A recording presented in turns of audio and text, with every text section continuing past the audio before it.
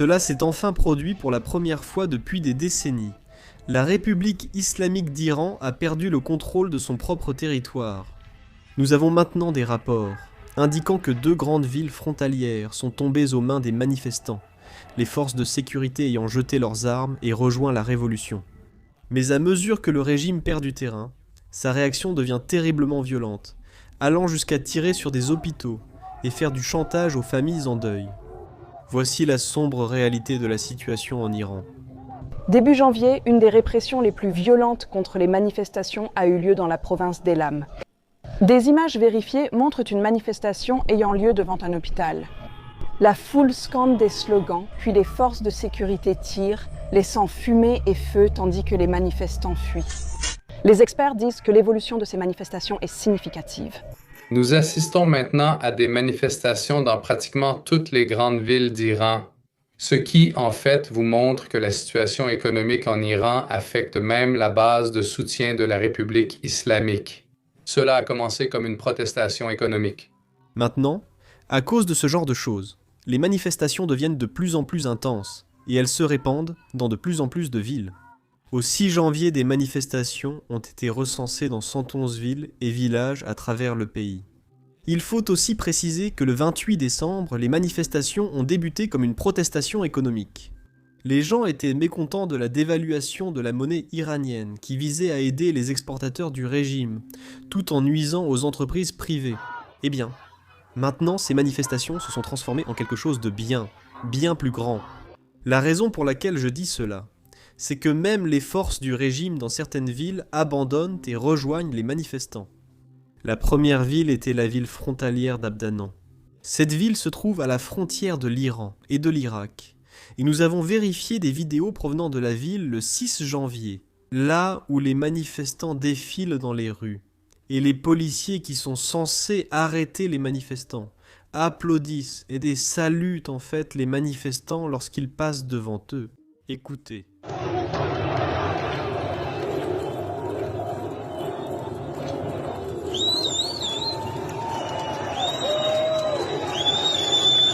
C'est exactement pour cela que beaucoup le disent. Cette ville s'est déclarée comme la première ville iranienne à être totalement libérée du contrôle du régime islamique. Montrer des extraits de manifestations sur YouTube est risqué, car la plateforme restreint souvent nos vidéos. Si possible, aidez-nous en vous abonnant ci-dessous. Cela nous aiderait beaucoup. Revenons au sujet. Peu de temps après l'annonce de cette nouvelle, une autre ville s'est ajoutée à cette liste. Il s'agissait de la ville de Malek Shahi. Comme vous pouvez le voir sur la carte, c'est aussi une ville frontalière, un peu au nord de la première ville. Et dans cette ville, il semble que les choses soient devenues un peu violentes. Une foule nombreuse a envahi un complexe commercial du gouvernement, probablement un centre commercial. Ils ont endommagé le bâtiment, sans rien voler. Cela signifie que cette manifestation est devenue bien plus qu'une simple question économique, et le message du peuple est clair. Il rejette la République islamique et tout ce qui y est associé. Maintenant, voici quelque chose d'intéressant à propos de ces 2 villes. Elles sont majoritairement kurdes. Le Parti de la liberté du Kurdistan a fait une déclaration intéressante. Ils ont annoncé que 4 de leurs soldats ont été tués et 8 autres blessés lors d'affrontements avec le régime iranien, alors qu'ils faisaient face aux forces iraniennes qui ont ouvert le feu sur les manifestants. Selon la déclaration, un nombre indéterminé de forces du régime iranien ont également été capturées. Si cela est vrai, cela marque la première action d'insurrection contre le régime iranien par une faction militaire depuis le début de la protestation. C'est certainement un grand développement maintenant, comme si ce n'était pas déjà assez grave pour le régime islamique. Nous avons également des rapports concernant des forces Delta de l'armée américaine positionnées près de la frontière entre l'Irak et la Syrie. Maintenant, ce n'est certainement pas près de l'Iran. C'est de l'autre côté de l'Irak, par rapport à la frontière irako-iranienne, mais c'est plus proche qu'où étaient les forces Delta il y a quelques jours. C'était le même groupe qui a capturé Maduro. Maintenant, je veux vraiment mettre un gros avertissement ici. Cette information n'a été confirmée que par Kurdistan 24, qui est une société de presse basée en Irak. Aucune autre grande entreprise ou média international n'a confirmé ce rapport. Donc je ne suis pas vraiment sûr de la véracité de cette information, mais nous le découvrirons dans les prochains jours. Prenez ce rapport avec précaution jusqu'à confirmation. Un autre événement important s'est produit ces derniers jours. Le guide suprême iranien, l'ayatollah Khamenei, a prononcé sa première allocution publique depuis le début des manifestations. Et sans surprise, il appelle à la répression des manifestants. Écoutez simplement. La hausse incontrôlée de la valeur des devises étrangères et leur instabilité. Le fait que cela monte et descende tout le temps, ce qui fait que les commerçants ne savent pas quoi faire, n'est pas quelque chose de naturel. C'est l'œuvre de l'ennemi. Le point important, c'est qu'un groupe de mercenaires ennemis incités se tiennent derrière les bazaris, scandant des slogans contre l'islam, contre l'Iran et contre la République islamique. Et contre la République islamique, c'est important? C'est ça qui est important. Mort aux hypocrites. Mort aux hypocrites. Mort aux hypocrites.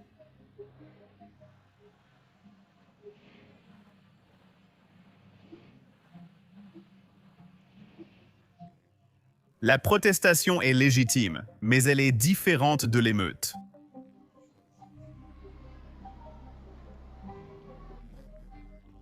Nous parlons avec les manifestants, les responsables devraient leur parler.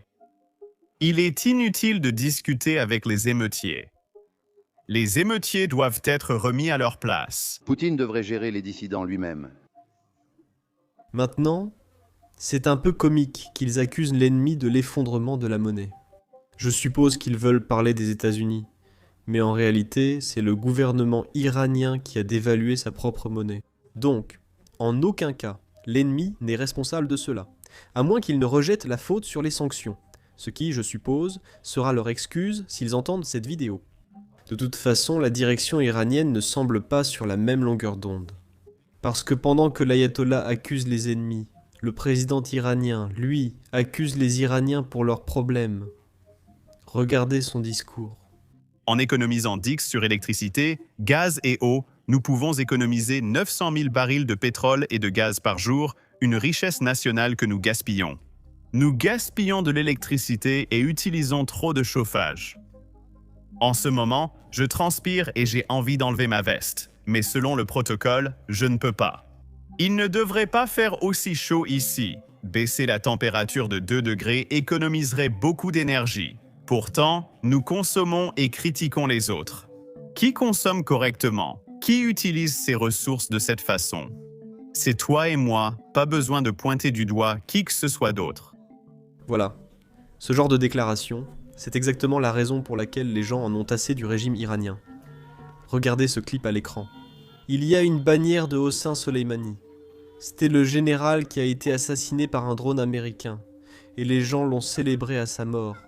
Il était vu comme un dieu ou un martyr, c'est sans doute le terme juste. Maintenant, ces mêmes personnes brûlent ces affiches. Parce qu'ils en ont assez de tout ce qui est lié au régime, et ils en ont assez des attaques que subissent les manifestants pacifiques. Vous voyez, les forces gouvernementales ont tellement peur de ces manifestants qu'elles diffusent littéralement un message par haut-parleur, disant à tout le monde de rentrer chez soi ou de mourir. Je ne plaisante même pas, écoutez ça.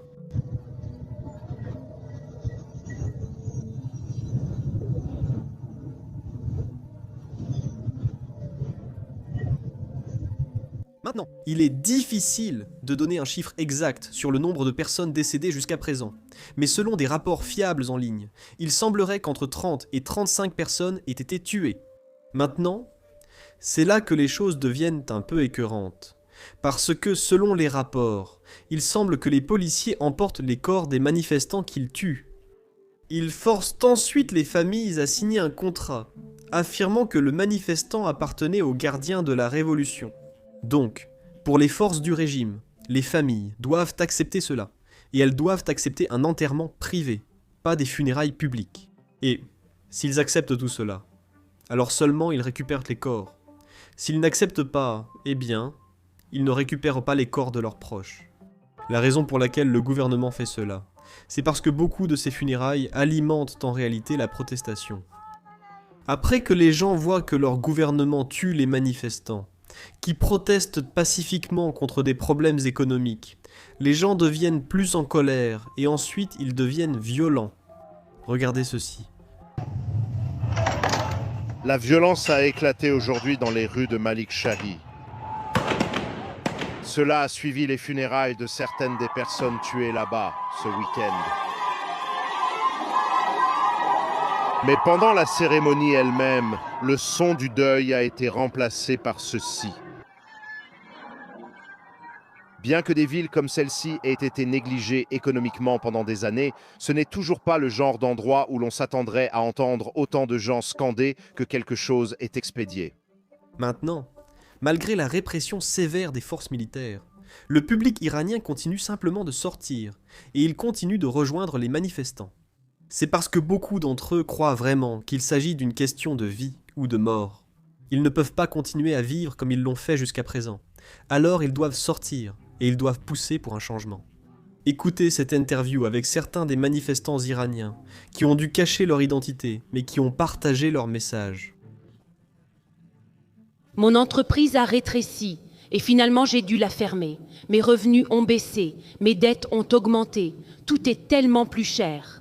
La colère des manifestants aujourd'hui est justifiée parce que les gens ne peuvent même pas se permettre d'acheter du pain. Je crois que les manifestations vont continuer parce qu'en réalité, c'est une révolution des affamés. Cette femme est mère de 2 enfants. Elle n'est pas encore descendue dans les rues de Téhéran. Quand la vie et la mort ne font plus de différence pour nous, pourquoi devrions-nous avoir peur ? ce régime ne nous a apporté que faim, inflation et misère. Au départ, le régime a affirmé écouter ses voix, puis a dépensé de l'argent. Hier, il a instauré une petite allocation temporaire. Mais en même temps, il a clairement fait comprendre que sa patience envers les manifestations touchait à sa fin. Et voici à quoi cela ressemblait aujourd'hui dans la ville de Shepherd Corps. C'est tout pour aujourd'hui. Je suis Sam, à la prochaine vidéo. Un problème avec ce type de vidéo montrant de nombreuses frappes de drones, même sans blessés humains ou soldats russes. Dans la vidéo, YouTube démonétise ou restreint généralement nos vidéos. En fait, la semaine dernière, selon YouTube, 4 de nos vidéos ont été démonétisées. Diffuser des frappes de drones ou des images du front n'est pas adapté aux annonceurs, d'où la restriction des vidéos.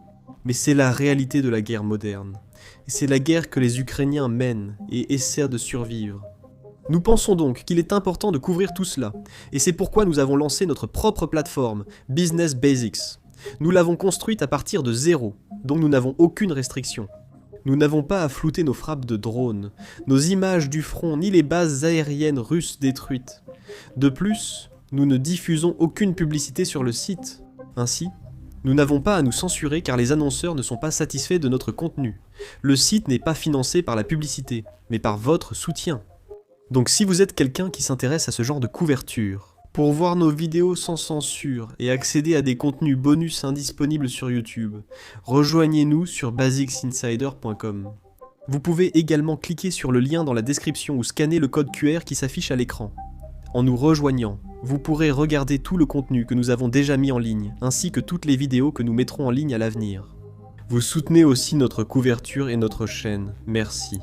Je suis Sam, à la prochaine vidéo.